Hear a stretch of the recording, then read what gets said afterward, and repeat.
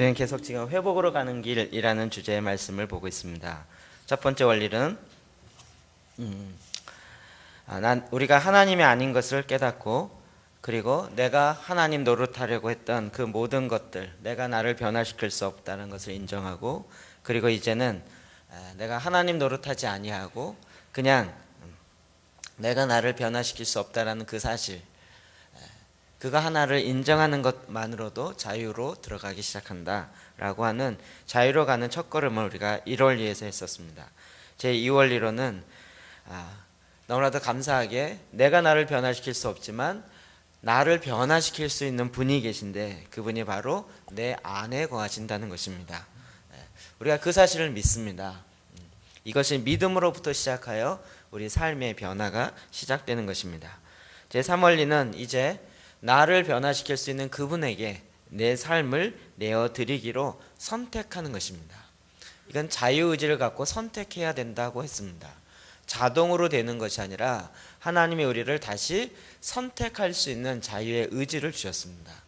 그래서 의지적으로 선택해야 되는 것입니다. 저절로 되어지지 않습니다. 그리고 우리가 지난주에 살펴봤던 것은 이제 과거를 청산하기 위해서는 우리의 죄악들을 고백하는 것, 그 고백하는 것을 통하여서 이제 하나님께서 우리가 우리의 죄를 자백하면 저는 미쁘시고 의로사 우리의 죄를 사하실 것입니다. 우리를 과거를 청산해 주는, 그래서 그리스도 안에서 이제 새로운 삶을 살게 하는 것입니다. 오늘은 그 5번째로요, 변화를 받으라 라는 말씀입니다. 로마서 12장 1절 2절 말씀 같이 한번 읽어봅시다. 시작. 그러므로 형제들아, 내가 하나님의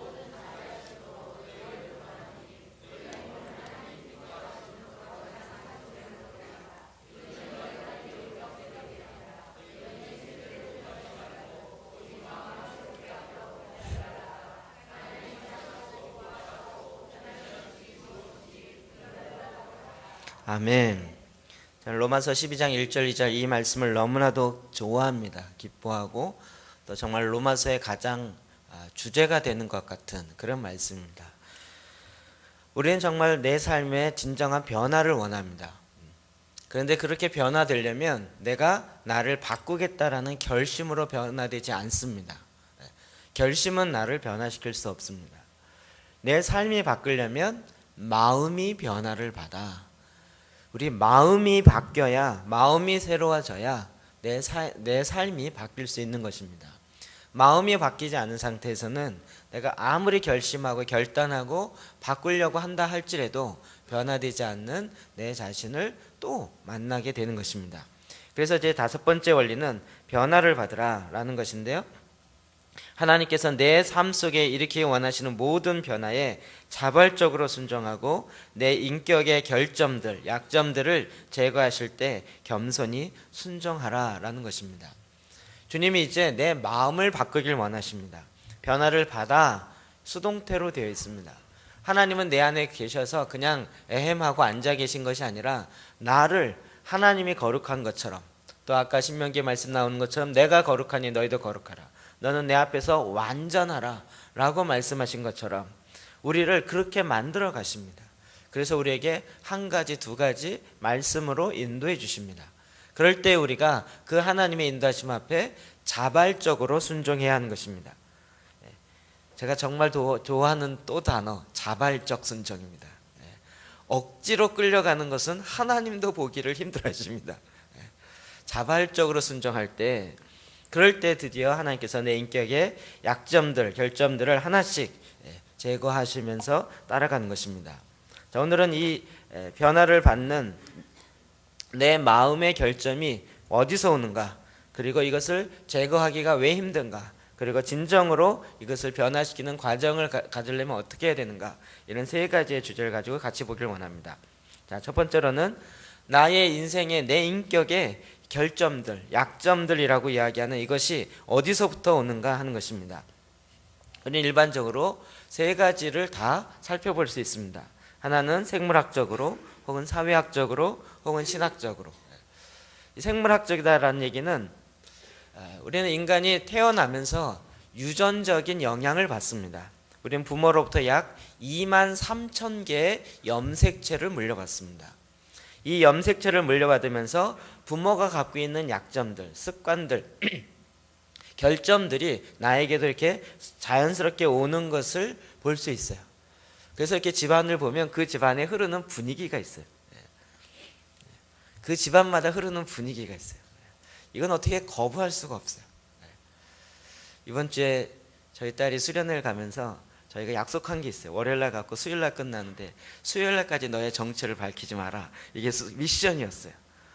근데 정체가 월요일날 밝혀졌어요. 거기 계신 목사님 한창 보더니 넌 누군가 비슷한 것 같아. 비슷한 것 같아. 내가 생각하는 게 맞지? 그러더니 결국은 밝혀졌어요. 그냥 이렇게 웃는 모습도 비슷하고 또 그냥 분위기가 비슷하고 제가 뭐 가리킨 적 하나도 없습니다. 그냥 비슷하게. 근데 저는 이것은 또 저희 아버지에게 물려받은 거예요. 제가 요즘 특히 저희 아내한테 많이 듣는 얘기는 당신 요즘에 왜 이렇게 시아버지 많이 닮아가? 이런 얘기예요. 저희 아버님도 끝까지 TV 끝까지 보시고 가서 주무시지 않고 그 앞에서 꾸벅꾸벅 졸면서도 끝까지 앉아 계셨어요. 그때 보니까 그게 저희 아버지 50대부터 60대까지 계속 그러셨더라고요. 저도 보면서 그냥 가서 주무시지 왜 그러실까. 요즘 제가 집에 가면 자라 그러는데도 아니야 그냥 앉아 있을게 이러면서 계속 졸고 있고 그냥 이렇게 가족과 같이 있을 시간이 많지 않으니까 그래도 좀 함께 앉으려도 있어 보야겠다. 그리고 의지적으로 앉는데 졸린 거예요. 가서 자면 왠지 좀 가족과 함께 있는 것을 그나마도 이렇게 안 있는 것 같아서 그래도 함께 있으려 이런 말은 안 하고 그냥 그런데도 이렇게 두 가지를 다 포기 못 하는 거죠. 꼭 듣는 얘기가 어휴 이게 시아버지가 똑같은지 모르겠다고. 이게 그냥 닮아오는 염색체적으로 닮아오는 것들이 있어요. 물론 이런 얘기 때문에 우리는 자꾸 내 죄가 부모의 염색체 때문에 그렇다라고 얘기하는 잘못을 범하지 마십시오. 내 죄는 나의 의지적 선택이지 그 염색체 때문에 내가 죄를 짓는 게 아닙니다. 부모가 게으르기 때문에 나도 어쩔 수 없이 선천적으로 게으르고 그래서 나이가 이렇게 백수생활하는 것은 부모 탓이다 라고 생각하는 건 말씀이 아니고 사탄이 주는 거짓말인 것입니다. 이런 염색체로부터 내려오는 그 가정에 흐르는 유전적인 죄악들을 끊어야 하는 것입니다. 그래서 가게에 흐르는 저주를 끊으라 라는 말이 나오는 것이죠. 그 분위기가 이렇게 계속 나오는 거예요. 전에도 이야기했지만 저희 할아버지 저는 거의 얼굴도 못 뵀지만 저희 할아버지 돌아가실 때 간경화로 돌아가시고 저희 아버지 돌아가실 때 간경화로 돌아가시고 저 건강진단 받으면 늘 나오는 말 술 끊으시고 담배를 끊으세요. 간이 안 좋습니다. 이번에도 손가락 때문에 이렇게 병원에 입원해 있는 동안 두 번째 의사가 부르더라고요. 좀 전에 불렀는데 또 가서 보니까 당시 손가락 때문에 부른 게 아니라 간 때문에 불렀습니다. 간 수치가 너무 높아서 이게 위험합니다. 간부터 고치셔야 되겠습니다. 이러더라고요. 그러면서 또 묻더라고요. 술 하세요? 담배 하세요?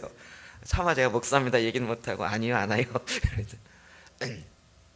이게 그냥 안 좋은 간을 갖고 태어나는 게 아니라 습관을 갖고 비슷한 습관으로 오기 때문에 그게 흘러내려오는 거죠. 그런 가정에 흐르는 결점들을 이제 주님이 주시는 새로운 창조의 말씀으로 끊어야 하는 것입니다. 이게 생물학적인 그것이 이렇게 유전적으로 내려오는 요인 중에 한 가지입니다. 그러나 그것만 있지 않습니다. 사회적인 환경 요인들이 있습니다. 우리가 자라면서 받았던 내 가정의 환경이나 교육 환경 이런 특정 방식으로 배웠던 그런 것들이 나로 하여금 그런 습관들을 만들어내게 합니다.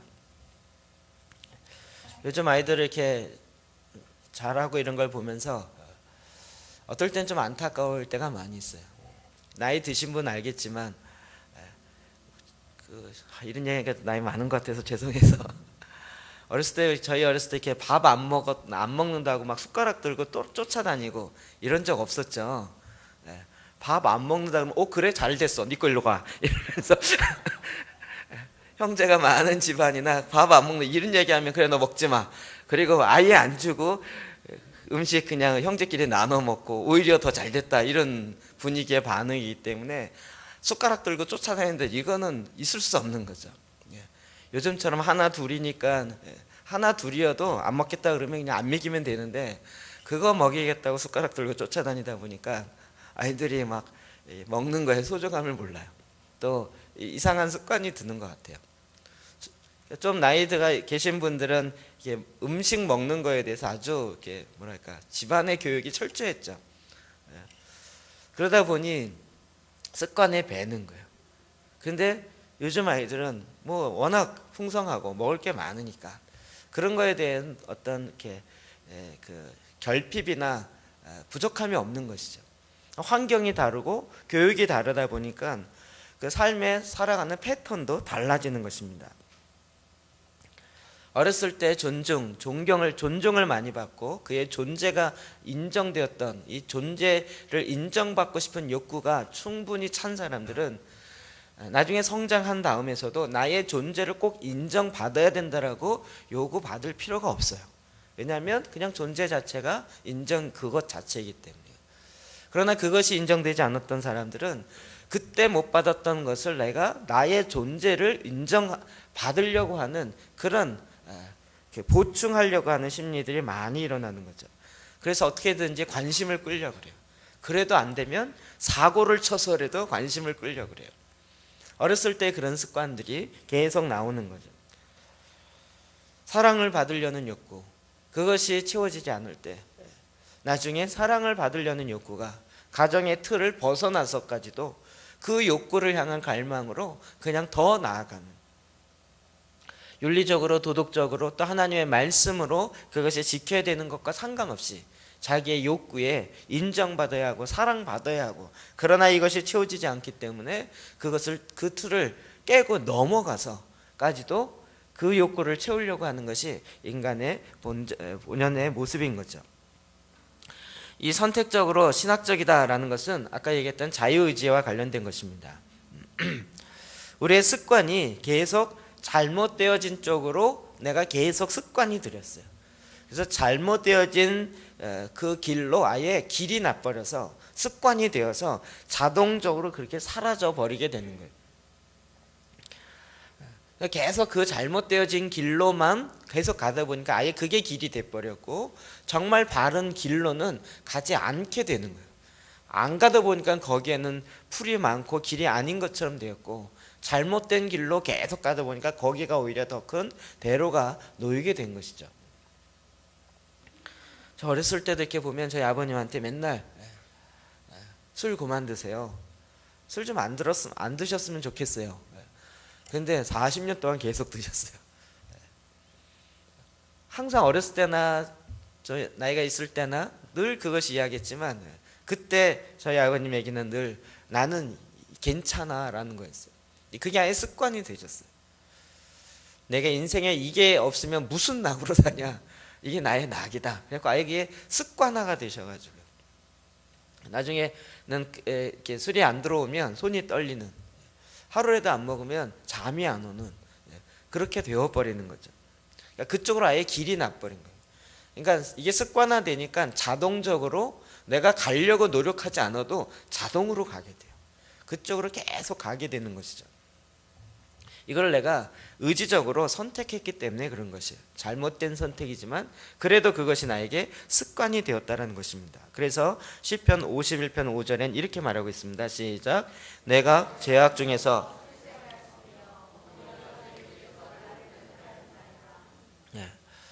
다윗은 자기 자신을 보면서도 내가 죄악 중에 출생하였고 어머니가 죄 중에서 나를 잉태하였나이다.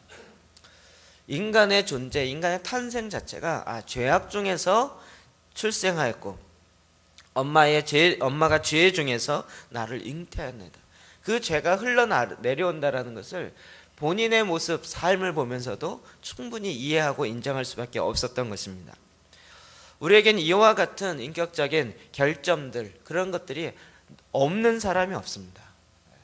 이 세상에 나는 인생의 결점이 하나도 없다, 나는 마음의 상처나 마음의 아쉬움이나 약점이나 이런 게 하나도 없다 라고 말하는 사람은 하나님을 속이는 사람이 되거나 성경이 들렸다고 얘기하는 사람이 돼버리는 것입니다.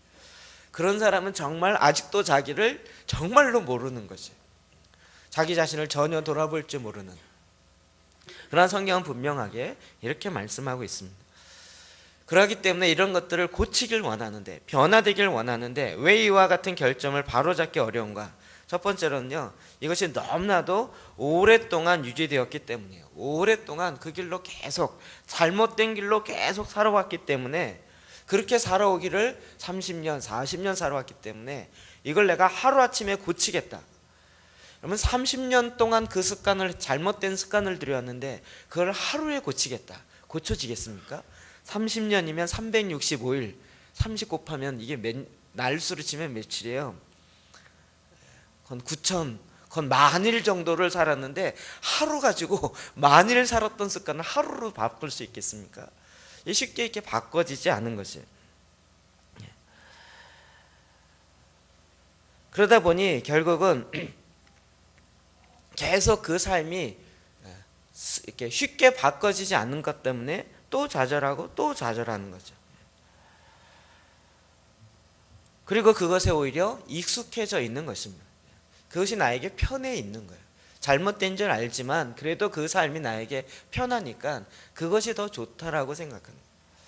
그러면 달리기를 할 때는 육상화를 신습니다. 육상화 이렇게 스파크 그 신발 등 앞부분에 이렇게 5개의 앞정 같은 것이 이 발가락 쪽에 이렇게 있어요.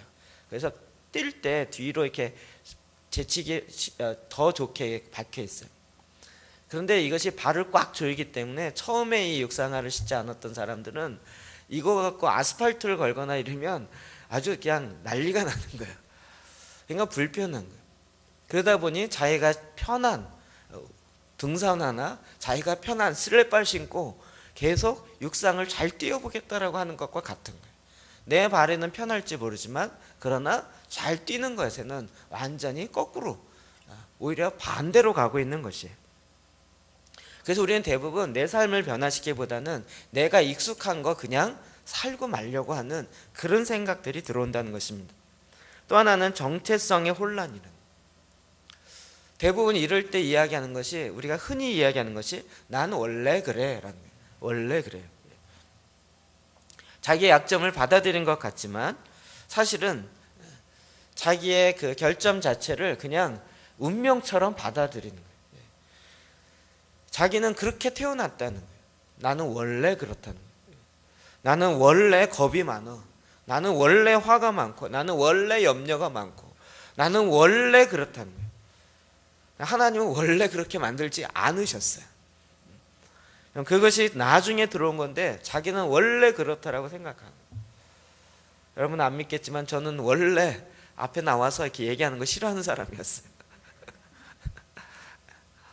정말 앞에 나가는 게 싫어하는 사람이었어요. 그게 저의 실제라고 생각했어요. 하나님이 그것을 바꾼 게 아니라 원래보다 더 진짜 원래로 다시 돌아갔어요. 또 한 가지는 우리의 보상되어지는, 잘못되어진 보상 때문에 그래요. 내가 이 결점인데 이걸 가지고도 뭔가 문제가 해결되는 경우가 있는 거예요. 말도 안 되지만 집안에서 한번 땡깡을 부려보니까 이게 문제가 풀리는 일이 나. 그러다 보니 문제가 생기면 배째라식으로 땡깡을 부려보는 거예요. 그러면 야, 제 고집은 아무도 못 꺾는다. 그러니까 그냥 야 귀찮고, 야 시끄러우니까 들어줘라 이러면서 그것이 그냥 그런 잘못된 결점에 그것들이 습관이 되어지게 되는 배경을 만들어내는 것이죠. 그냥 그런 보상을 따르는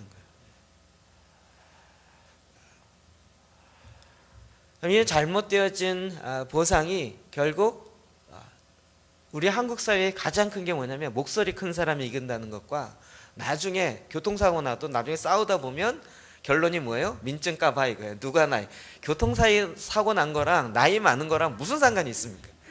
그런데도 싸우다가 안 되면 너 몇 살이야? 그래갖고 이렇게 나가는. 그러니까 사회에 잘못되어진 것들로 안 되는데도 그냥 밀어붙여서 되게 하려고 하는 그런 생각들이 많이 나타나게 되는 거죠. 그러니까 정말 뭐 뭘로 가도 서울만 가면 된다 이런 식이에요. 비록 자기가 다른 사람을 밟고 찌르고 심지어는 막 머리를 꽉꽉 밟고 가는데도 나는 내가 앞장서 가면 된다 이런 식의 생각들이 특히 현대의 한국 사회에 너무나도 많이 일어나는 거죠. 또 하나는요, 결정적으로 사탄의 방해 때문에 그렇습니다. 사탄은 계속 우리로 하여금 하나님의 창조의 원형으로 회복하기를 거부하고 계속 막아내고 있습니다. 말씀 하나 볼까요? 사무엘상 18장 10절입니다. 읽어봅시다. 시작. 그 이튿날 하나님께서 부리는 악령이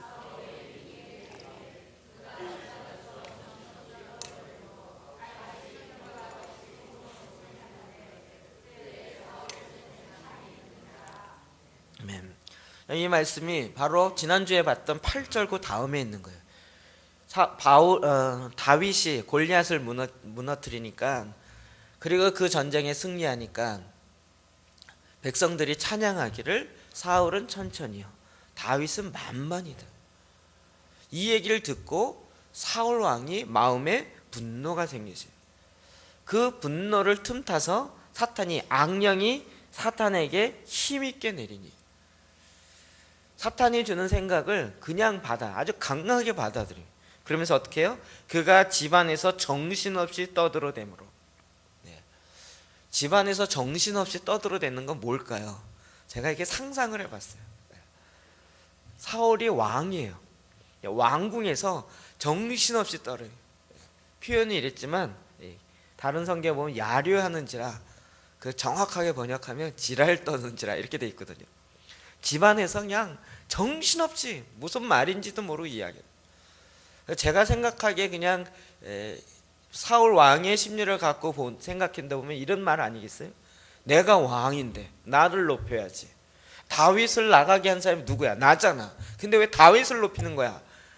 이러면서 그 일을, 아니 내가 전쟁 나가서 다를 때 나가서 전쟁 나가서 이기면 천천만만 그런 노래도 안 부르더니 다윗이 곡 한 번 나갔고 골리앗 하나 못 들린 것 같고 왜 저지랄을 하는 거야? 도대체 다윗 누구야? 저 자식 죽여야 돼. 이러면서 계속 쏟아내는, 그러기를 집안에서 막 왔다 갔다 하면서 계속 떠들어대는 거예요.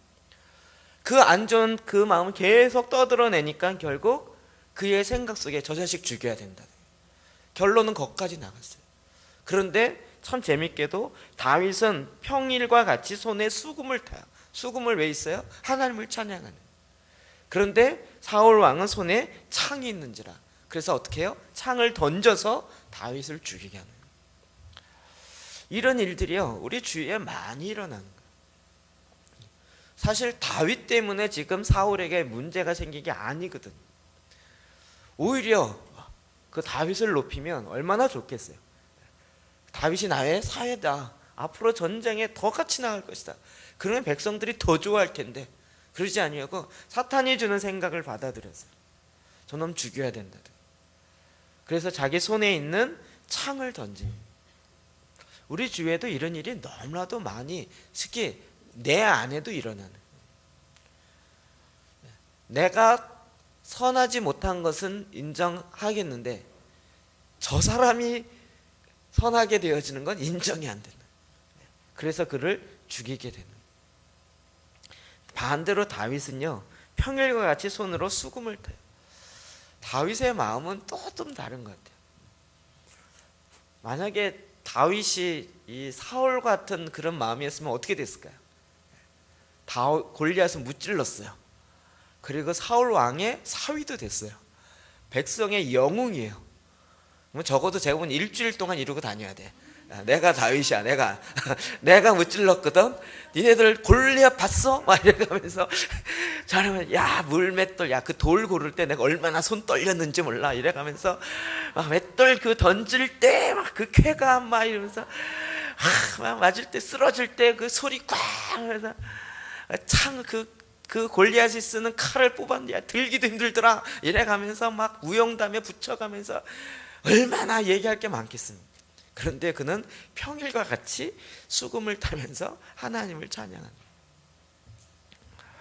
오히려 그는 일상의 삶 가운데서 하나님을 찬양. 그런데 사울 왕은 그의 마음의 분노함으로 화를 품고 가니까 그것에 마음의 틈을 타고요, 사탄이, 귀신이 임하는 것이. 우리 주위에도 계속 이런 일들이 많이 일어나기 때문에 내가 갖고 있는 결점들을 쉽게 고치지 못한다는 것입니다. 사탄은 참소하는 자예요. 사탄은 계속 죄를 지적하고, 야, 넌 안 돼. 넌 안 될 거야. 계속 부정적인 생각들을 계속 집어넣어요. 넌 할 수 없어. 너는 변화시킬 수 없어. 너는 분명히 다윗 때문에 너 왕은 쫓겨날 거야. 너는 쓸데없는 사람이 될 거야. 이런 생각을 계속 집어넣는다. 근데 그것을 또 받아들여요. 그것을 또 굳게 믿어요. 하나님을 믿는 믿음보다도 그 말을 믿는 믿음이 더 큰 거예요. 여러분, 주일날 말씀을 들으면서 그래 그러는데요, 저 문만 나가면 사탄이 계속, 야, 그래도 넌 안 바뀌어. 그래도 넌 안 바뀌어. 네가 40년 동안 안 바뀌었는데 그 말 들었다고 바뀔 것 같냐? 이런 얘기를 자꾸 집어넣어요. 그러면 계단 내려가면서 그래 맞아 이러면서 끄덕끄덕 하는 거예요.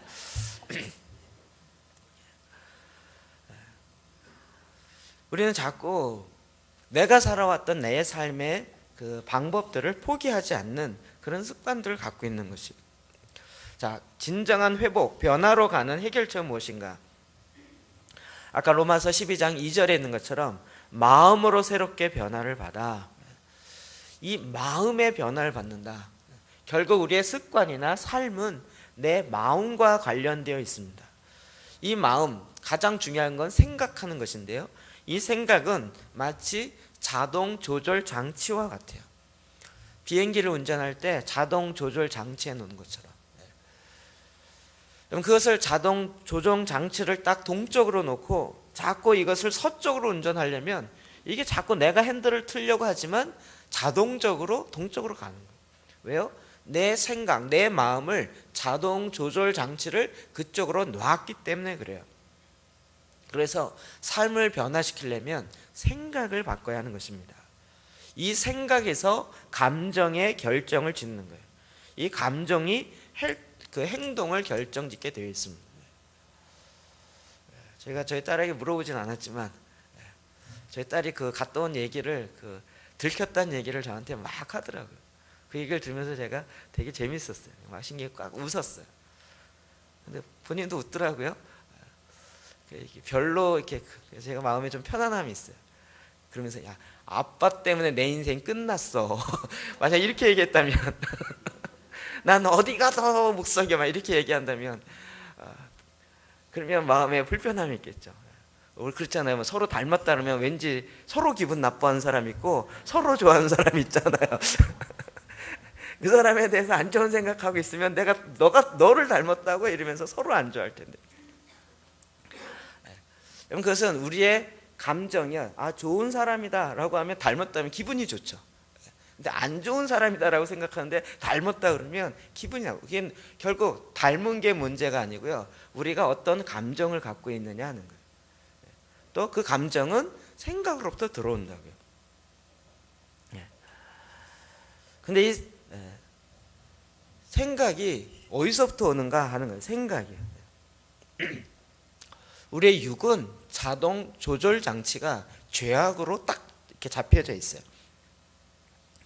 그래서 이 육을 바꾸려고 하면 아무리 바꾸려 해도 이게 자동 장치로 되어 있기 때문에 이게 안 바뀌어지는 거예요. 그럼 뭘 바꿔야 돼요? 결국은 생각을 바꿔야 돼요. 자동 조절 장치를 바꿔야 돼요. 육을 바꾸려고 해도 안 바뀌어져요.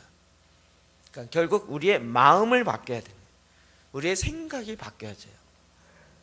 생각을 바꾸려면 첫 번째, 우리 생각 가운데 이것을 한 번에 다 바꾸려고 그러지 마시고요, 한 번에 하나의 결점을 바꾸는 데 집중하셔야 합니다. 그럼 잠언 17장 24절 말씀 봅시다. 시작.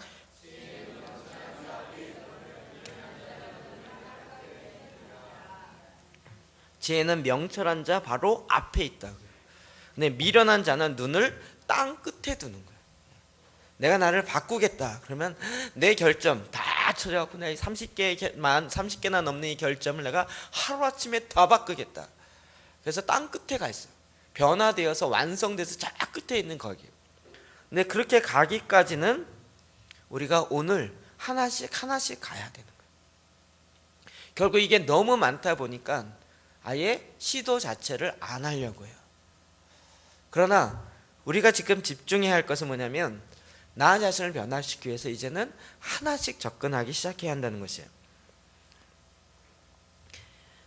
여기서 다시 우리 처음 원리부터 시작해서 자, 나를 바꾸려면 내가 나를 바꿀 수가 없어요.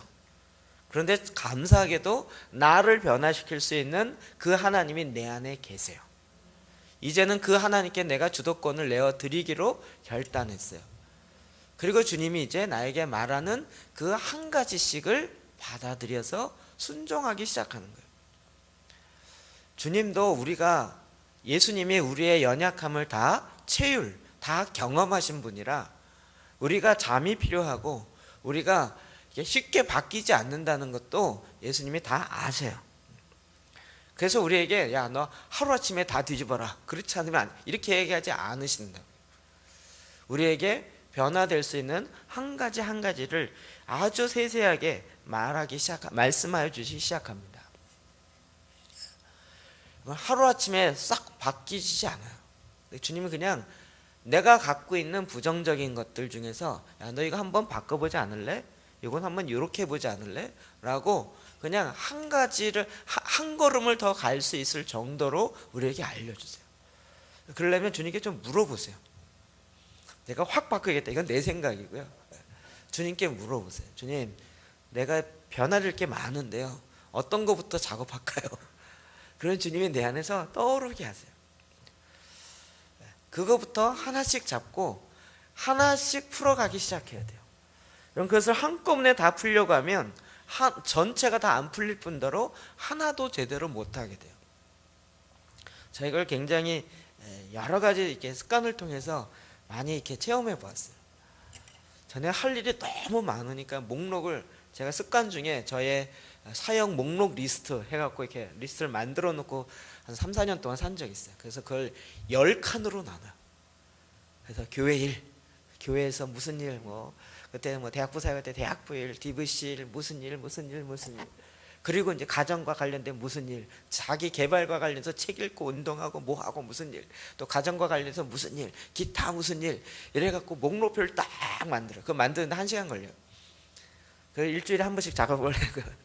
그리고 그걸 펴놓고 자 무슨 일을 했나 그리고 체크해보는데 별로 한 게 없어. 근데 거기에 해야 될 일은 더 붙어요 이제. 그러면 이 A4 용지 하나가요 그렇게 해갖고 이걸 한 3년을 해봤어요. 이게 줄어들지 않고 계속 더 붙어요. 더 붙은 거야. 그러니까 나중에 일만 더 쌓이죠. 이게 다 해본 적이 없는 거예요. 그러다 보니 결국은 하는 게 별로 없어요. 그래서 하루는 그걸 딱 뒤집고 하나님이 오늘 지금 이 시간 내가 해야 할 것 딱 한 가지다. 하나님도 내가 이 시간에 동시다발적으로 열 가지를 할 수 있으리라고 주님도 못한다는 거 아시기 때문에 오늘 내가 해야 할 한 가지를 하자. 그리고 그 한 가지를 하기 시작. 근데 그 한 가지 했는데 쉽게 30분 만에 끝났어요. 빨리 끝났네. 그러면 그 다음 거 해볼까? 그리고 했어요. 그러니까 그것도 한 시간 만에 끝났어요. 1시간 반이나 했으니 좀 쉬어볼까? 좀 쉬었다가 그 다음에 2가지 일이 되니까 괜찮은 거예요. 그러면 그 다음 해볼까? 그러니까 또 3가지 일이 돼요. 그날 밤에 봤더니 10몇 가지 일을 했어요. 전에는 막 수백 가지 일을 적어놓고 이걸 언제 해? 이걸 어떻게 해? 이건 또 왜 이렇게 일이 많은 거지? 막 거기에 눌려 있어갖고 하나도 못했는데 딱 덮어놓고요. 그냥 정말 중요한 거 또 해야 될 것들 이렇게 하나도 보니까요. 그날 해야 할 일들을 그날 할 수 있게 되더라고요. 미련한 자는 눈을 땅 끝에 둬요. 그러나 지혜로운 지혜는 명철한 자 바로 자기 발 앞에 있어요. 그래서 한 번에 하나를 하면 되는 거죠. 제가 요즘에 이렇게 여러분 기도 생활하는 거 보면서요. 저는 굉장히 감사해요. 한국 교회는 제가 보기에 지금 와서 보니까요. 교회 대부분의 정책이나 이런 하는 것들이 행사들이 하향 평준화돼 있더라고요. 왜냐하면 신앙의 수준이 거의 이렇게 피라미드 수준으로 돼 있어요. 대부분의 성도들이 기도와 말씀이 안 돼요. 대부분의 사람들이 안 되고요. 그리고 몇몇 사람들이 돼요. 그러다 보니 모든 행사나 정책이 다 안 되는 사람 중심으로 가요. 그렇게 갈 수밖에 없잖아요. 대다수가 그러니. 그러니까 계속 수준은 계속 하향 평준하니까 계속 밑바닥의 수준에서 나오질 못하는 거예요. 저는 좀 독한 데가 있어갖고요. 그렇게 하면서 하나님의 나라의 그 뜻을 한국 사회에 이룰 수가 없다. 그 마음이 진작 들었어요. 그래서 리더십 훈련이 중요하고 할 수 있는 사람이 더하게 하는 것이 중요하다. 제가 이거 배우는데 꽤 오래가서 한 10년 이상 걸렸던 것 같아요. 그래서 하다 보니까 저희 교회는요 이렇게 삼각형으로 돼 있지 않고요, 지금 거의 이렇게 평평하게 돼 있어요. 하는 사람 한 3분의 1, 하려고 하는 사람 3분의 1, 전혀 하려고 생각 없는 사람 3분의 1.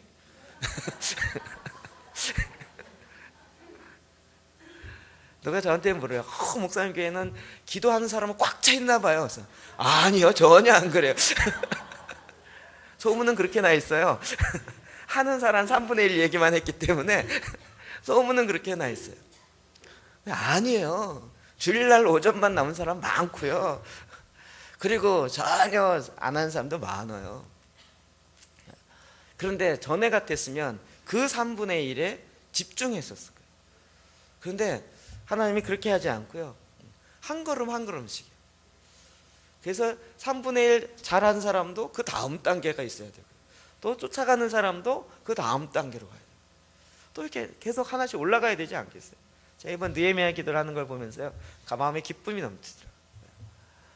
처음에는 저도 하루에 2시간씩 인도하고 저녁에 인도하고, 그리고 하루 종일 하고 그랬어요. 그 다음에 할 때는 이제 팀장 코디에게 넘기고, 이제는 이제 코디들을 하시는 분들도 슬슬 넘기기 시작했어요. 인도자들이 한 30몇 명이 돼가지고요, 코디 되시는 분이 너무 편해요 그러더라고요. 왜요? 넘기니까요. 그거 인도하는 게 무슨 왕노릇하는 겁니까? 그게 아니죠. 그러니까 여러 사람들이 이제 점점 하게 되어지고, 이거 하니까 정말 좋네. 새벽에도 그렇고요, 아침에도 그렇고 저녁에도 그렇고요. 나름대로 해보시면서 이게 점점 느헤미야 기도 이런 거였구나라고 맛보시는 분이 많아지는 거예요. 하나씩 해보니까요 되는 거예요. 하루아침에 어느 집사님처럼 잘 해버리라, 그분도 잘 되지 않았어요.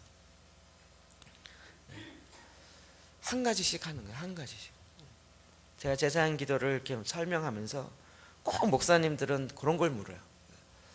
이게 되기 위해서 어떻게 했냐요. 제가 어떻게 했는지 기억이 안 나요. 그냥 했어요. 성도들이 앞에서 저는 제가 안 하고 우리 집사님들이 다 인도합니다. 저는 새벽만 하고 집사님들이 다 해요. 집사님들이 하도록 어떻게 했냐요. 제가 어떻게 했죠? 그냥 맡겨놓고 알아서 하세요 그랬거든요. 그랬잖아요. 근데 그걸 못 하시더라고요. 어떻게 하냐요. 성도를 못 한대요. 못 한다는 굳은 믿음을 갖고 계시더라고요. 저는 그렇게 생각하지 않고 얼마든지 할 수 있어요. 얼마든지 해요. 맡기는. 한 가지씩 할 때요, 그것이 하나씩 한 걸음씩 앞으로 나아갈 수 있다고요. 우리의 인생의 변화도 마찬가지입니다. 신앙이 어느 날 갑자기 불이 확 임해갖고 내가 확 뒤집어져가지고 이런 간증만 들어가지고요, 나는 그렇게 되리라고 생각해요. 근데 그런 경우는 없지 않아요. 간혹 있어요. 간혹 있지만 간혹만 있어요. 제가 어제도 책을 보면서 이제 마이클 비클 목사님의 책을 이렇게 보면서요, 그분이 한국에 작년 2011년 3월에 한국에 왔었어요. 그래서 이제 세미나 할 때도 몇 분 같이 가고 그랬는데요, 재밌는 이야기를 했어요.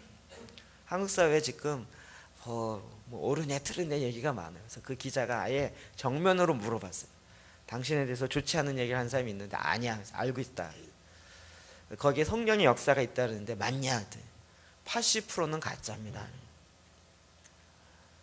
그래갖고 막 또 국민일보에 대해서 특필됐어요. 80%는 가짜란다. 그거 봐라 가짜지 말면서. 근데 그 자리에서 다시 이런 기사가 났는데 어떻습니까? 물어봤어요. 그런데 자기는 80%는 가짜입니다라고 이야기하기보다는 20%는 진짜입니다의 포인트가 있다는 거예요. 무슨 얘기인지 이해되세요? 성령의 역사가 웬만한 교회는 안 나타나잖아요. 그런데 정말 나타나는데 다 나타나는 건 아니라는 거예요. 20%도 많다고 생각한대요. 그러나 10%라도 나타난다는 거예요. 자기가 나타난다는 것에 하나님의 일하심이 감사하다는 거예요. 그런데 요거 나타나는 거 보면서 쫓아오는 사람이 있다는 거예요. 기도하는데 민다든지 손을 쥐가 떤다든지 이러면서 가짜로 한 사람이 있다는 거예요. 자기가 보기에도 가짜라는 거예요. 그러나 가짜에게 포인트 있지 않고요. 하나님이 일하시는 그 10%에 자기는 관심이 있다고요. 이제 하나씩 하나님이 일하시는 것들을 우리가 보면서 한 걸음씩 나가는 것이에요. 한 번에 하나의 승리에 집중하라.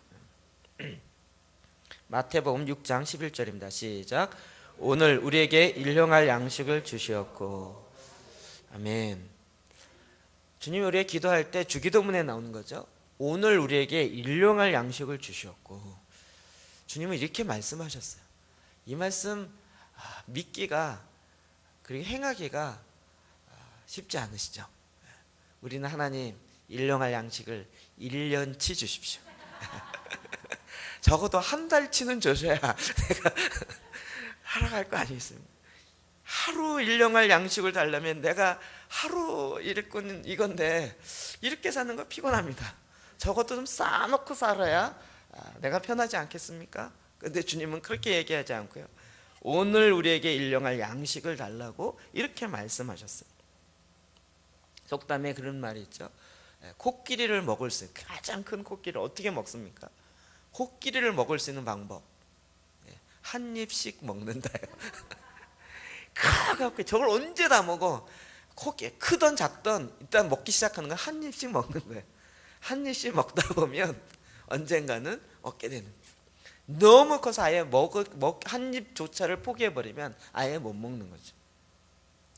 오늘 우리에게 일용할 양식, 오늘을 향해서 나아가는 거예요. 마태복음 6장 34절 시작. 그러므로 내일 일을 위하여 염려하지 말라. 내일 일은 내일이 염려할 것이요 한날의 괴로움은 그날의 족하니라. 아멘. 이 염려의 근거에서 뭔가 자꾸 하려고 하지 마십시오.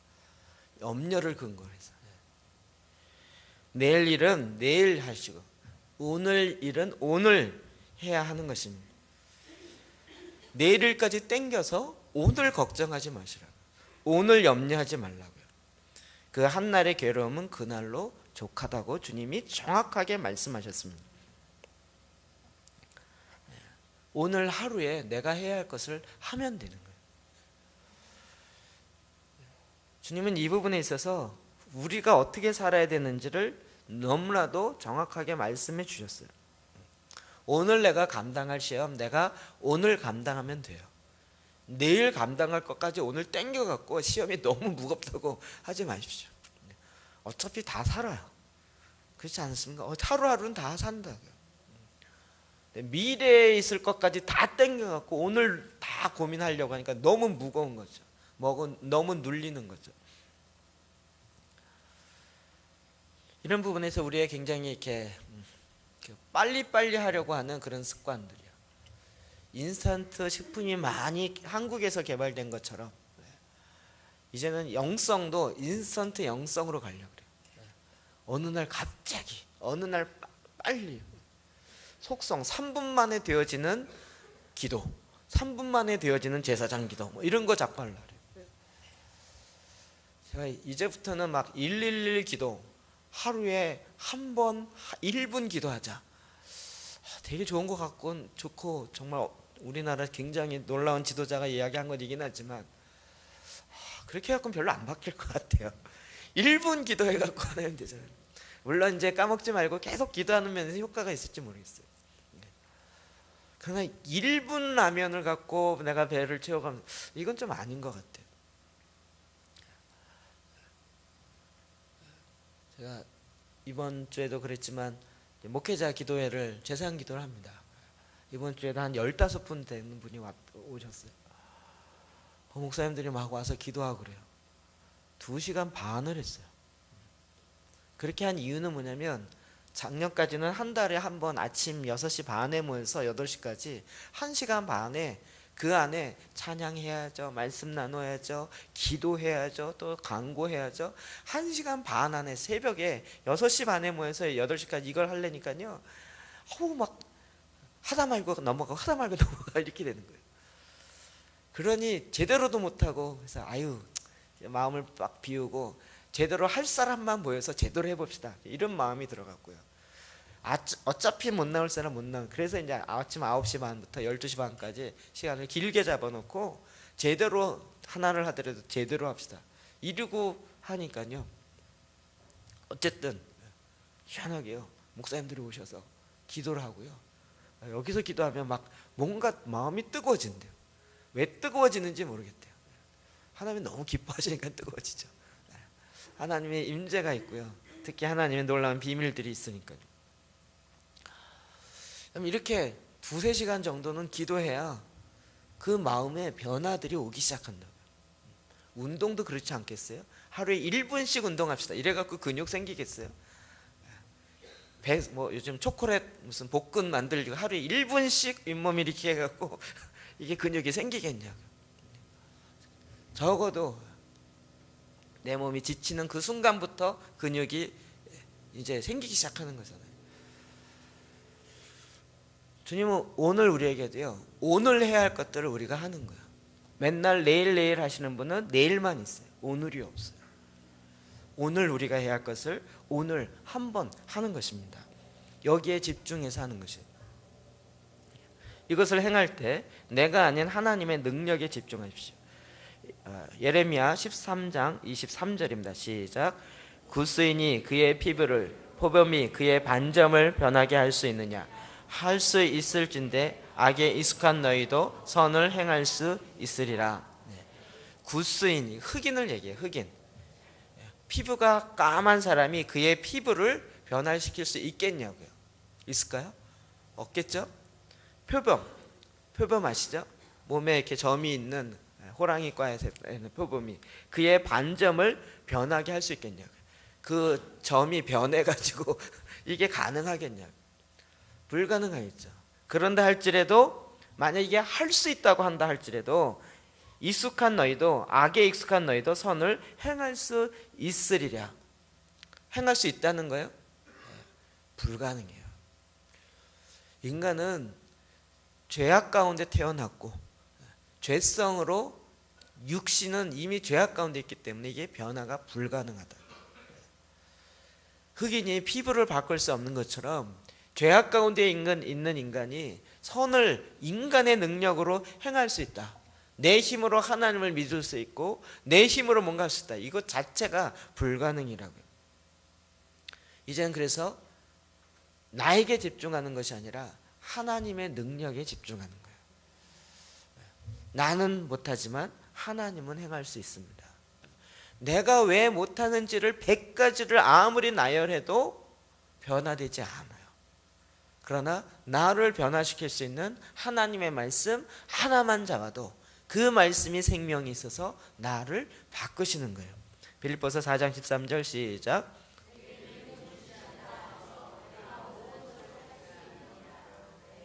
아멘. 내게 능력 주신 자에서 내가 모든 것을 할 수 있느니라. 부에도 처할 수 있고 빈에도 처할 수 있고, 이젠 내가 부하거나 가난하거나 이 세상에서 얘기하는 성공하거나 성공하지 못했거나 상관없이 나는 어디에도 처할 수 있습니다. 나는 뭐 하나만 쳐야 된다라는 그 생각을 내려놓으시기 바랍니다. 요즘에 이 더 있다라는 책에 계속 삐리 고쳐갖고요, 어제 아침에도 이민아라는 그 목사님의 간증을 좀 더 알아야 되겠다 싶어갖고 유튜브에서 찾았더니 간증이 많이 올라와 있더라고요. 한 1시간 반 정도 간증을 들었어요. 이어령 박사의 딸 장녀. 그 스토리가 정말 여러분 한번 유튜브에서 쳐보십시오. 아니면 뭐 어디서 쳐도 인터넷 검색으로 치면 그가 간증한 게 하도 많아갖고요. 교회마다 이렇게 떠올라 있어요. 나중에 인터뷰한 거를 1시간 반 이렇게 들었는데요. 주님을 정말 인격적으로 그가 사랑의 교회 다녔고요. 정말 좋은 목사님과 좋은 훈련 다 받았지만 자기가 영이 거듭나지 않았다는 걸 나중에 알아요. 주님을 그렇게 인격적으로 만나 눈이 2번 실명했다가 주님이 고치고 그 기적을 보면서 야, 하나님 정말 살아계시구나.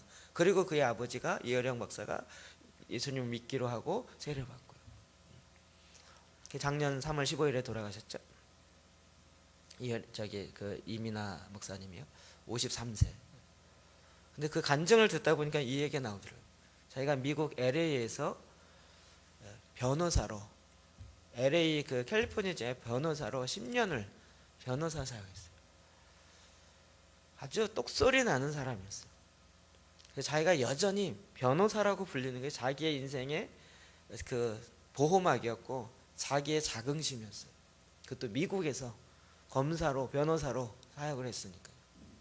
얼마나 근데 하나님이 어느 날 그걸 내려놓고 주님의 사랑을 너무나도 막 그거 내려놓고 목사가 되라는 거예요. 거기에 순종하기가 굉장히 어려웠대요. 왜요?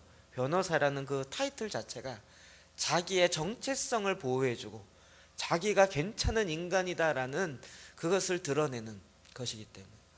근데 그걸 내려놓으라 그러니까 너무나도 이게 어려웠대요. 근데 하나님의 사랑을 알게 돼요. 그 이유를 이야기하더라고요. 자기가 어렸을 때 아버지랑 같이 놀고 싶어 갖고요. 아버지랑 기다렸는데 밤늦게 아버지가 와서 아빠 그리고 달려갔는데 아빠가 야 배고프다 너 저리 가라 그리고 먹더니 그냥 주무시더래요. 나랑 놀아주지 않은 아버지 이러면서 이야기를 하는 거예요. 아버지에게 사랑받지 못하니까 난 사랑받지 못하는 존재야. 그 사랑받지 못한 것을 머리 똑똑한 걸로 보상을 하려고 한 거예요. 그러니까 공부를 잘해서 아빠의 사랑을 받으려고. 그런데 나중에 고백하지만 아빠도 나를 내 이 사랑의 갈급함을 채울 수 있는 사람은 아니라고요.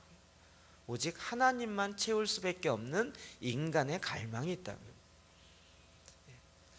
그러면서 그 얘기를 하는 거예요. 나중에 그가 3년 동안 목사를 하는데요. 변호사를 내려놔요. 그리고 오직 주님의 사랑만 남아요. 사랑을 나눠요. 자기는 더 이상 이 세상에 성공했느냐 성공하지 않았느냐 아무 소용이 없어. 그보다 더 중요한 건 천지를 지으신 하나님이 나를 사랑하신다. 내가 죽느냐 사느냐도 나에겐 별로 중요하지 않아요. 영원한 하나님이 내 안에 나의 주님으로 거하시기 때문에요. 그 하나님이 너무나도 크신 하나님이 내 안에서 나를 향한 그 사랑을 지금까지도 계속적으로 부어주시기 때문에 나는 더 이상 내가 그 미국에 가장 좋아하는 그 나의 이름이었던 변호사라는 걸 내려놓는 것도 나는 절대 순종하여 기쁨으로 나아갈 수 있다. 그리고 나서 3년 동안요 전 세계를 다니면서 간증하면서 다녔는데요 어마어마한 역사를 일으키더라고요. 병든 자가 고쳐지고요.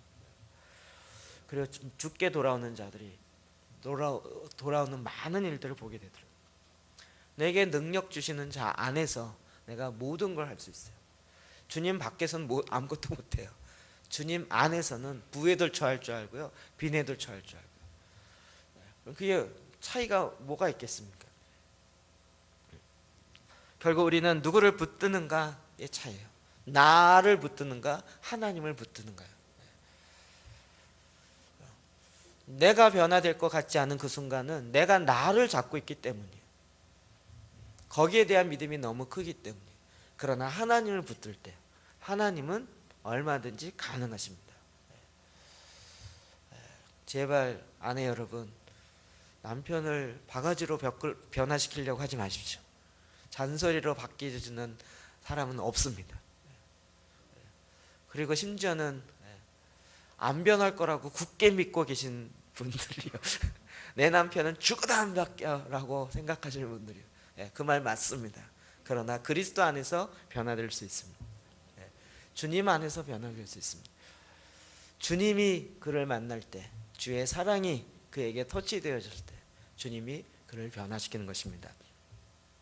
또 세 번째로는요, 정말 하나님이 원하시는 것에 집중하십시오. 네 번째로 빌립보서 4장 8절입니다. 시작. 끝으로 형제들아 무엇이든지 참되며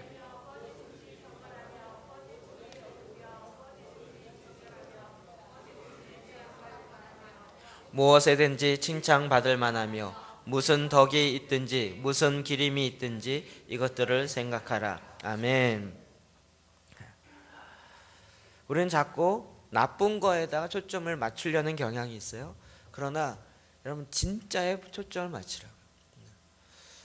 제가 이렇게 교회 사역을 하다 보면 사실은 아까도 얘기했지만 다 바뀐 게 아니에요. 그런데 변화되는 소수가 있어요. 어디에 집중하라고요? 바뀌지 않는 다수가 아니라 변화되는 소수에 집중하라고요. 그런데 그에게 집중하다 보면 그 변화되는 일이 점점 퍼져나가기 시작한다. 그래서 무엇에든지 참되며 무엇에든지 경건한 것. 내가 생각하기에 실패는 나에게 내 인생의 실수다라고 생각하지 마십시오. 실패야말로, 고난이야말로 나의 성품을 바꾸게 만드는 가장 좋은 도구인 것입니다. 그래서 실패도 나에게 참되다고요. 그것도 나에게 유익이 되어진다고요. 내가 생각하는 이건 아니었어 라고 하는 것도 나에게 유익이 되어진다고요. 그렇지 않으면 이 성경 틀린 거죠. 무엇에든지 참되고 무엇에든지 경건한, 무엇에든지 오르며 무엇에든지 정결한. 군대 생활이라 그래서 쓸데없는 버려진 시간이 아니라고요. 군대 시간이야말로 내 성품을 다듬는, 말도 안 되는 명령에 순종해야 되고 그 말을 따라가야 되는 절대 순종이 무엇인지를 배울 수 있는, 그것이야말로 정말 순종이 무엇인지 배울 수 있는 좋은 기회입니다. 그 시간을 버려진 시간이라고 하지 마시라고. 군대를 안 나오면 동산교회 교역자가 될 수 없다고요. 방위는 안 뽑아요.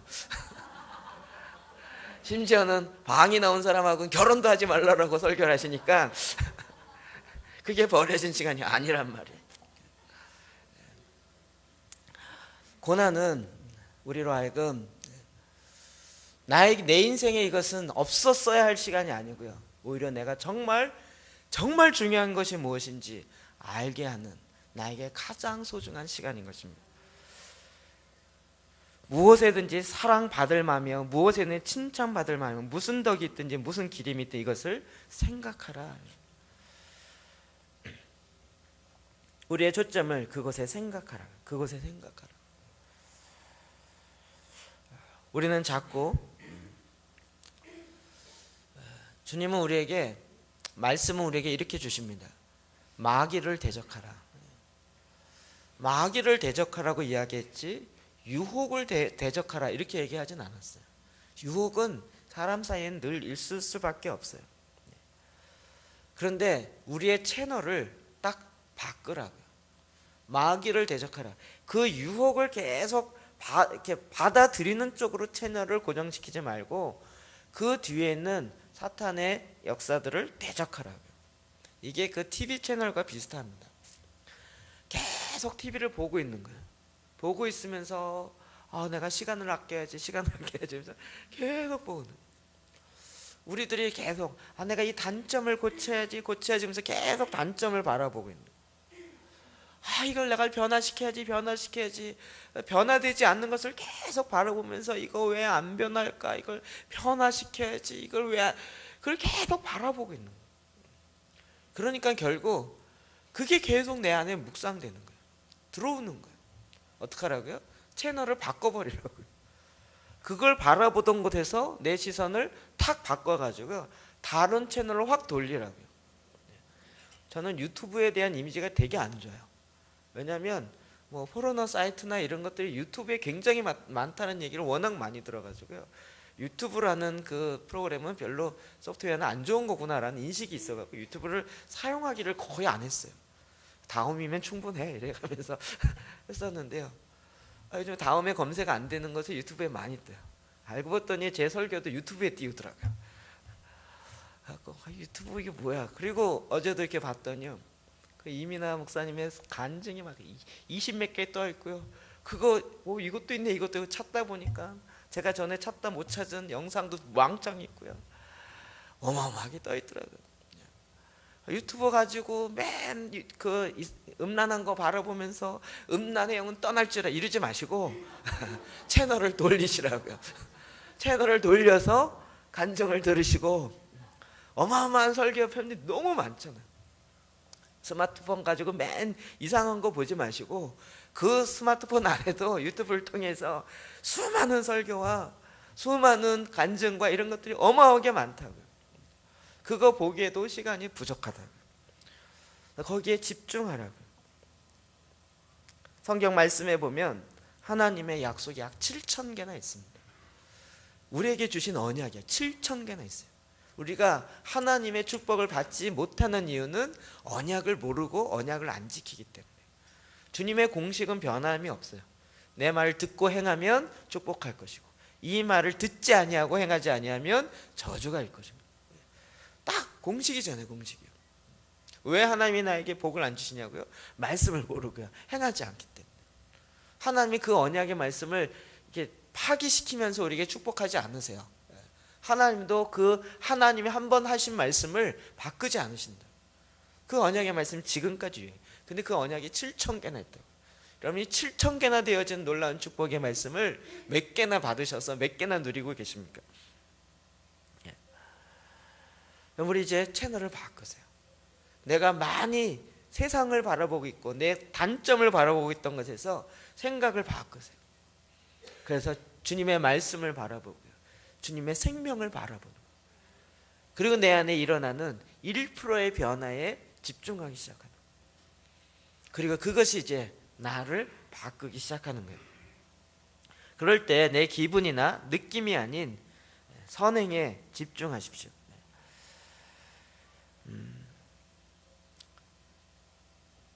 하나님께서는 우리를 자꾸 주의 말씀보다는 내 느낌에 집중하게 만들려고 그래요. 지난번 모임에 갔었는데 아주 재밌는 이야기를 하시더라고요. 특히 교회를 많이 다니는 사람들은 이 똥이냐 아니냐를 가르는 것에 너무 많이 시간을 쓴다는 거예요. 죄냐 아니냐 이거예요. 그래서 땅을 보면서 이거 똥이야, 이거 똥 아니야, 이거 분별하는데 시간을 너무 많이 쓰는 거예요.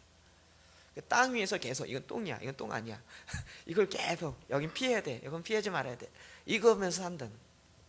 근데 하나님 우리를 땅 가운데 살게 하신 이유는 그 땅에서 생물이 나고 땅에서 진주를 찾고 땅을 경작하여서 식물이 나고 그렇게 살기를 원하는데 그건 안 하고 계속 땅만 보면서 이건 똥이야, 밟아도 되고 안 밟으면 안 돼, 이거 구분하는 것에 시간을 다 쓴다. 이태영 기자가 했던 이야기예요. 교회를 다녀보니까 이건 2단이야, 이건 2단 아니야, 이건 3단이야, 4단이야, 이거 갖고 맨 얘기하는데 정작 말씀대로 살진 않아요.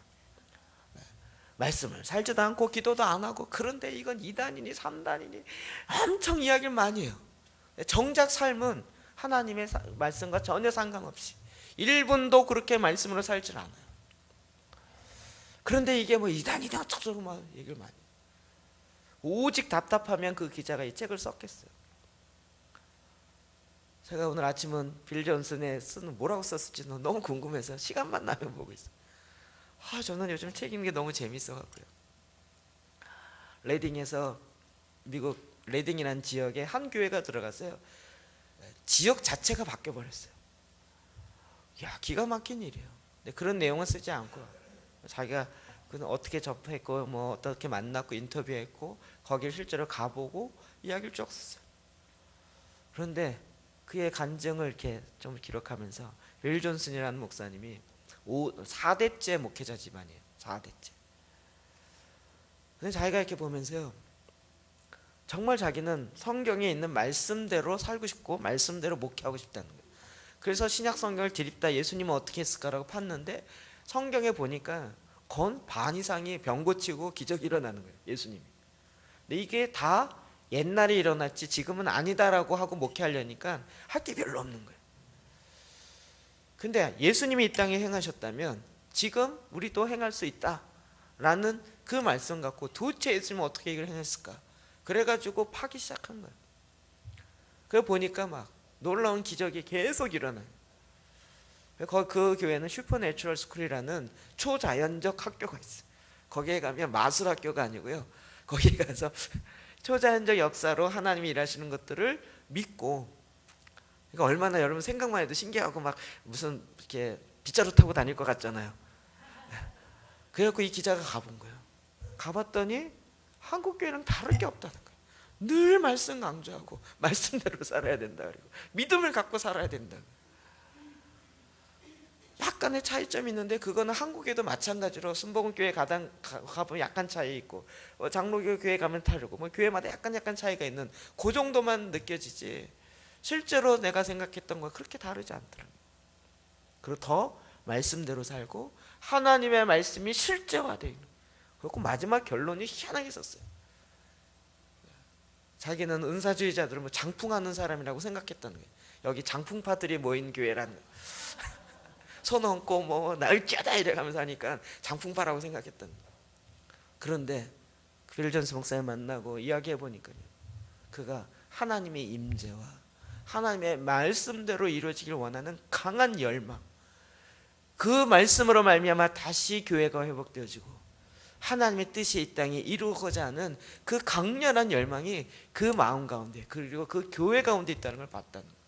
마지막 결론에 이것이야말로 한국 교회에 있어야 할 것이 아닌가라고 기자는 생각해 봅니다. 이렇게 써놨어요. 하나님은요, 우리가 생각하는 그런 느낌에 충실하는 거 있잖아요. 내 눈엔 똥이 보인다 할지라도 이 똥이냐 아니냐 이렇게 사는 게 아니고요, 내가 이 땅에 살아야 할 그 목적을 바로 보면서 살아가는 것이. 그러려면 갈라디아서 5장 16절이야. 시작. 내가 이르노니 너희는 성령을 따라 행하라. 그리하면 육체의 욕심을 이루지 아니하리라. 아멘. 육체의 욕심을 내가 죽여야 되겠다, 이걸 이렇게 살지 말자 아무리 얘기해도 그 육체의 욕심만 바라보고 있으면 계속 그렇게 산다고요. 그렇게 살지 말아야지 그러면서 계속 바라보고 있는. 그럴 필요가 없이 채널을 돌리시라. 전혀 다른 느낌이라 할지라도 채널을 돌려서 이제 성령을 따라 행하라고요. 하나님의 영을 따라 행하시라고요. 그럴 때 뭔가 나랑은 느낌이 다른 것 같아요. 내가 그동안 익숙하게 생활해왔던 것과는 다른 것 같아요.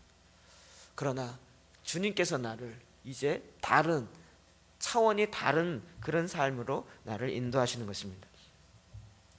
나를 도와주는 사람에게 집중하라. 전도서 4장 11절 12절 시작. 또 두 사람이 함께 누우면 따뜻하거니와 한 사람이면 어찌 따뜻하랴. 한 사람이면 패하거니와 두 사람이면 맞설 수 있나니 세 겹줄은 쉽게 끊어지지 아니하느니라. 아멘. 한 사람이면 어찌 따뜻해지겠습니까? 두세 사람, 함께하는 사람, 그리고 그들의 이야기를 집중해서 들으십시오.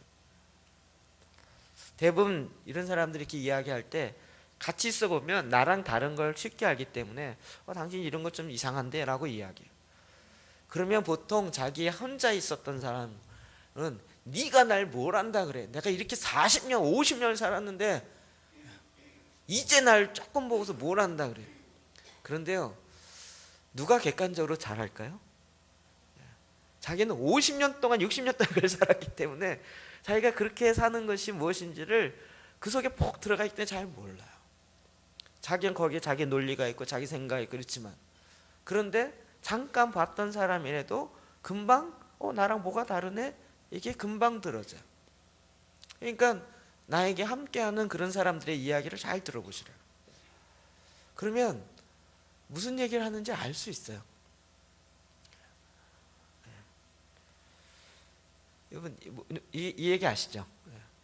제가 말하기 두려운데요, 제가 아내랑 같이 살면서요, 저희 아내가 저한테 맨날 당신 이상한 게 있다고, 이상한 게 있다고, 이런 습관이 이상하다고 그래요. 이상하긴 뭐가 이상해요. 제가 10년 20년 동안 싸웠는데 요즘은 꼬리를 내렸어요. 맞아, 나 이상한 게 있어.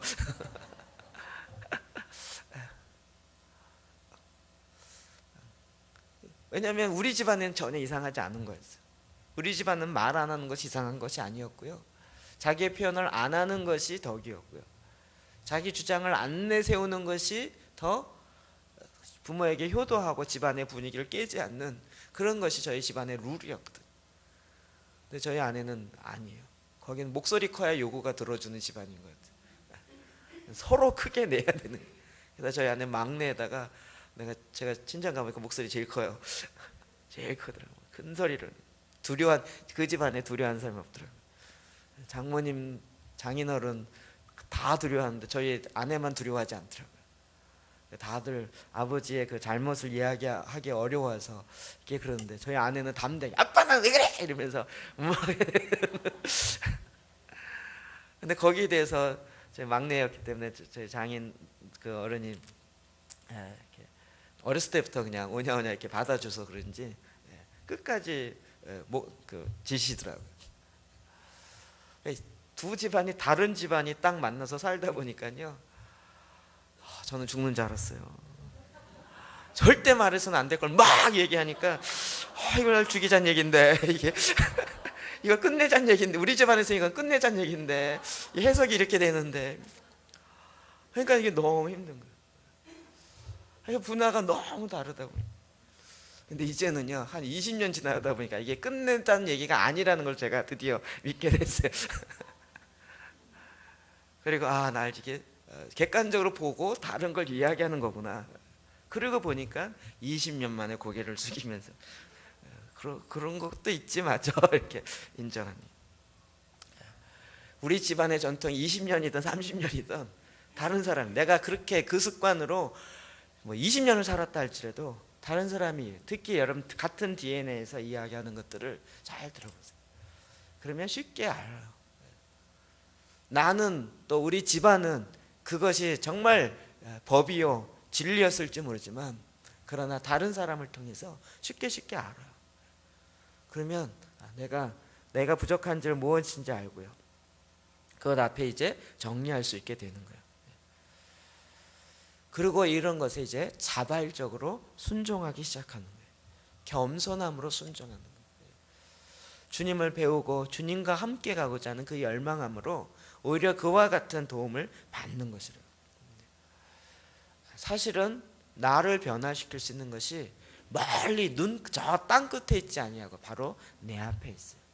나와 함께하는 사람들, 그의 말들을 잘 들을 거예요. 그와 함께 자발적으로 순종하여 나아갈 때 드디어 내가 한 걸음씩 변화의 길로 가게 되어지는 것입니다. 오늘 주님이 저와 여러분을 정말 회복의 길로, 변화의 길로 초청하십니다. 너무나도 땅끝을 바라보면서 완벽을 향하여 나아가는 것이 아니라 오늘 내가 해야 될 이 한 번의 삶을 순종하여 나아가야 하는 것입니다. 이 과정을 집중하십시오. 한 걸음씩 걸어 나가시기를 주의 이름으로 축원합니다. 같이 기도하겠습니다. 오늘도 하나님께서 나에게 주신 말씀이 있을 것입니다. 여러분 들으시면서 저건 내 얘기인데 했던 것, 그것은 제가 얘기한 게 아니라 하나님이 여러분 마음 가운데 두들기신 것입니다. 이 시간 그 말씀을 잡고 주님 앞에 나아가 기도하십시다. 여러분의 입술의 고백, 입술의 열매가 중요합니다. 내 입의 말이 내 귀에 들린 대로 내가 행하리라 주님이 말씀하셨습니다. 우리가 계속 안 된다라는 생각과 그 말을 하면 안 될 것입니다. 그러나 주의 생명의 말씀을 잡고 나는 안 되지만 하나님은 가능하십니다 라고 주님의 말씀 앞에 순종해 나아갈 때 주님이 드디어 내 안에 일하기 시작할 것입니다. 여기에 자발적인 순종이 필요합니다. 오늘 말씀에 의지하여 여러분이 나의 마음에 와닿고 하나를 잡으시고 그것을 하나님, 내 기도를 들으십니다. 주님은 우리 말의 소리를 알아듣지 못하는 것이 하나도 없으십니다. 내 마음의 생각까지도 아시는 분이십니다. 그 주님 앞에 우리가 입술의 고백을 통하여 주님은 일하시기로 작정하셨습니다. 여러분이 입술을 다무는 것은, 말하지 않는 것은, 내 감정을 표현했기 때문에 더 손해봤다라고 생각하는 것은 사탄이 주는 하나님의 말씀과 다른 생각입니다. 주님은 오히려 고백하라고 이야기하십니다. 오히려 주님 앞에 자백할 때 하나님이 미쁘시고 의로서 우리를 고치시고 새롭게 변화시키겠다고 말씀하신 것입니다. 우리에게 새 마음을 불어넣는 것입니다. 주님, 그 말씀 잡은 것 가지고 이 시간 주님 앞에 나가 정직하게 한 목소리로 기도합시다.